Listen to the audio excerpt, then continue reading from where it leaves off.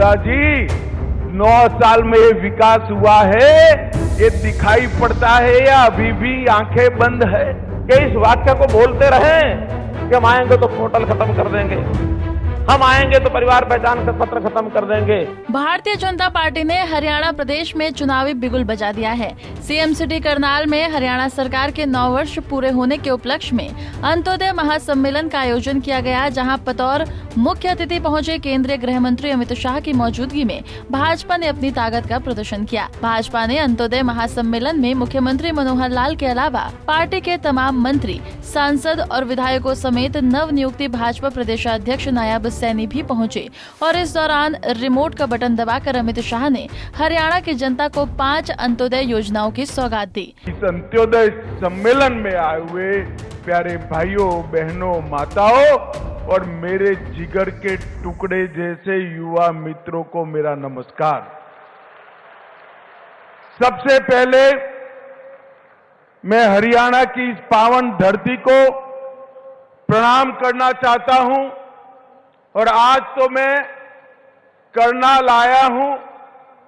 महान दानेश्वरी वीर योद्धा, अमर कीर्ति के मालिक कर्णदेव की इस भूमि पर मैं कर्णदेव को याद कर प्रणाम सबसे पहले करना चाहता हूं। मित्रों, ये हरियाणा की भूमि किसानों की भूमि है, वीरों की भूमि। देश की सेनाएं और सुरक्षा बलों को सूची को उठाकर देख ले, देश के लिए अपना जान देने वाले लोगों की सूची उठाकर देख ले तो मेरा हरियाणा पूरे देश में नंबर 1 पर आता है, नंबर 1 पर आता है। केंद्रीय गृह मंत्री अमित शाह ने करनाल के महासम्मेलन में मुख्यमंत्री तीर्थ यात्रा योजना, आयुष्मान भारत चिरायु योजना, हरियाणा आय वृद्धि बोर्ड, मुख्यमंत्री अंत्योदय दुग्ध उत्पादन सहकारिता प्रोत्साहन योजना और हैप्पी यानी कि हरियाणा अंत्योदय परिवार परिवहन योजना का शुभारंभ किया। रैली में हजारों की संख्या में पहुंचे लोगों को संबोधित करते हुए अमित शाह ने मुख्यमंत्री खट्टर के कार्यों का जमकर बखान किया और साथ ही राम मंदिर का मुद्दा उठाते हुए कांग्रेस को जमकर घेरा। उसमें एक योजना है मुख्यमंत्री तीर्थ यात्रा योजना। मैं आप सभी को कहता हूं कि हम सब देश भर के लोग सालों से राह देखते थे, मांग भी करते थे और प्रभु प्रार्थना भी करते थे कि 550 साल से अपमानित अवस्था में बैठे हुए रामलल्ला को अपना भव्य मंदिर मिल जाए। मुझे बताओ माताओं, भाइयों, बहनों, अयोध्या में मंदिर बनना चाहिए था या नहीं बनना चाहिए था समय पर? एक कांग्रेस पार्टी ने आजादी के इतने सालों तक राम मंदिर को लटकाकर, भटकाकर, अटकाकर रखा। हरियाणा वालों ने मोदी जी को दूसरी बार प्रधानमंत्री बनाया। मोदी जी ने इसका भूमि पूजन किया और 22 जनवरी को उसकी प्राण प्रतिष्ठा भी नरेंद्र मोदी जी करने वाले। राम मंदिर ही नहीं, अमित शाह ने दानवीर कर्ण की धरती करनाल से धारा 370 और G20 समेत केंद्र और प्रदेश सरकार की कई योजनाओं और कार्यों को गिनाया। शाह ने इस मौके पर भ्रष्टाचार का मुद्दा भी उठाया और बाकायदा पूर्व सीएम भूपेंद्र सिंह हुड्डा और ओपी चौटाला का नाम लेकर कह दिया कि इन दोनों नेताओं ने अपने अपने घर भरने के लिए हरियाणा को लूट लिया। हुड्डा जी 9 साल में ये विकास हुआ है, ये दिखाई पड़ता है या अभी भी आंखें बंद है? आपने क्या किया था? भय, भ्रष्टाचार और भूख का शासन दिया था। हुड्डा जी आते थे तो बेफाम भ्रष्टाचार होता था। दामाद की सेवा में हरियाणा की भूमि की नीलामी होती थी और चौटाला जी आते थे तो कानून और व्यवस्था की परिस्थिति खराब हो जाती। ये दोनों ने सरकारी भर्तियों में भ्रष्टाचार तो किया ही, अपने चट्टो बट्टों को नौकरी देने का काम किया।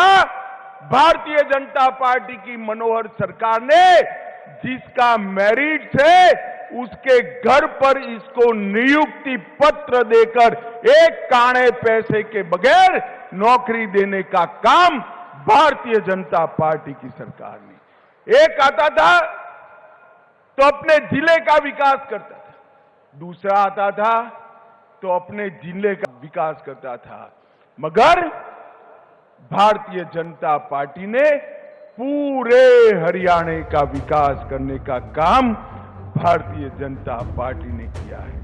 अमित शाह ने जहां सम्मेलन के मंच से विरोधियों को लताड़ा, तो वहीं मुख्यमंत्री मनोहर लाल ने करनाल पधारने पर अमित शाह का स्वागत और आभार व्यक्त किया।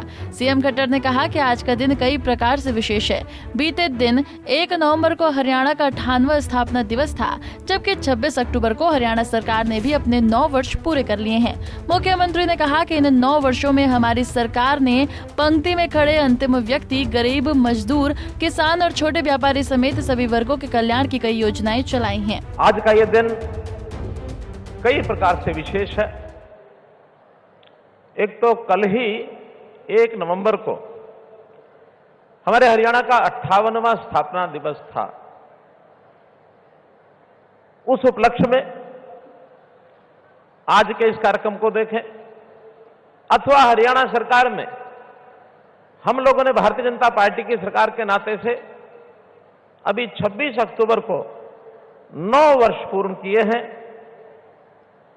इस 9 वर्ष के कार्यकाल में काम तो सरकारें सब करती हैं, लेकिन हमने जो विशेष काम किए, खास करके अपने प्रदेश के पंक्ति में खड़े हुए अंतिम व्यक्ति को, गरीब को, मजदूर को, किसान को, कोई भी छोटा व्यापारी, छोटा कर्मचारी जिनकी आय, सालाना आय बहुत कम होती है, निम्न आय वर्ग जिसको हम कह सकते हैं, बीपीएल जिसको कह सकते हैं, या जिनको जरूरत होती है, ऐसे जरूरतमंदों की सहायता के अनेक जो कार्यक्रम किए, उन कार्यक्रमों का आज ये जो अंत्योदय महासम्मेलन है, ये एक उसका प्रमाण है।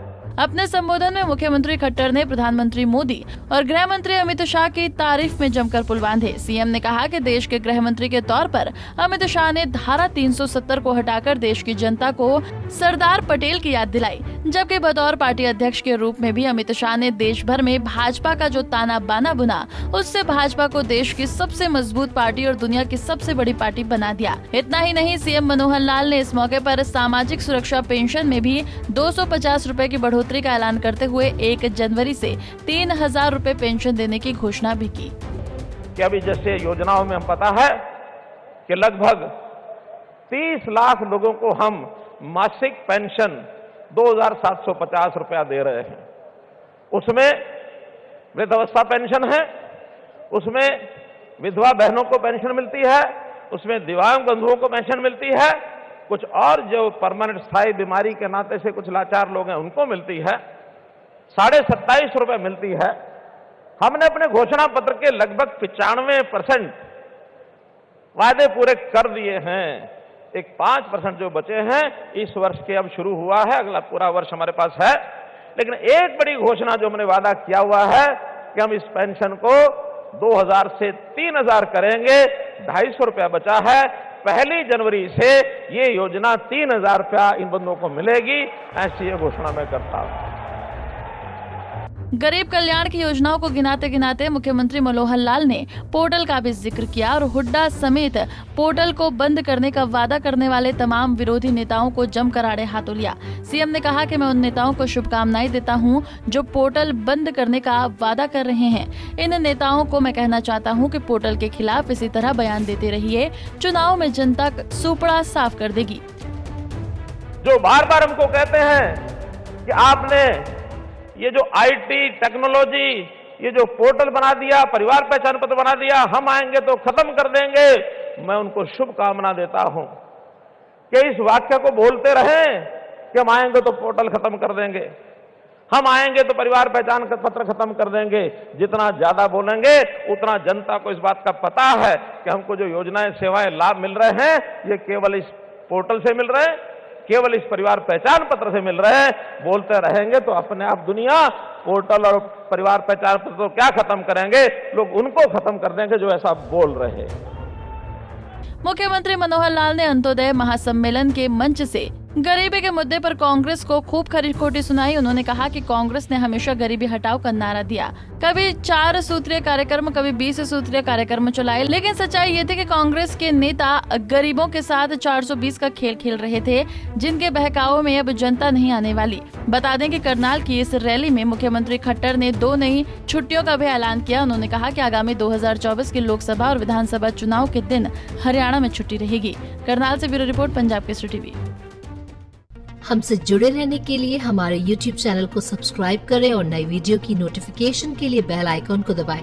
अगर आप ये वीडियो Facebook पर देख रहे हैं तो लाइक जरूर करें और ज्यादा से ज्यादा शेयर करें। धन्यवाद।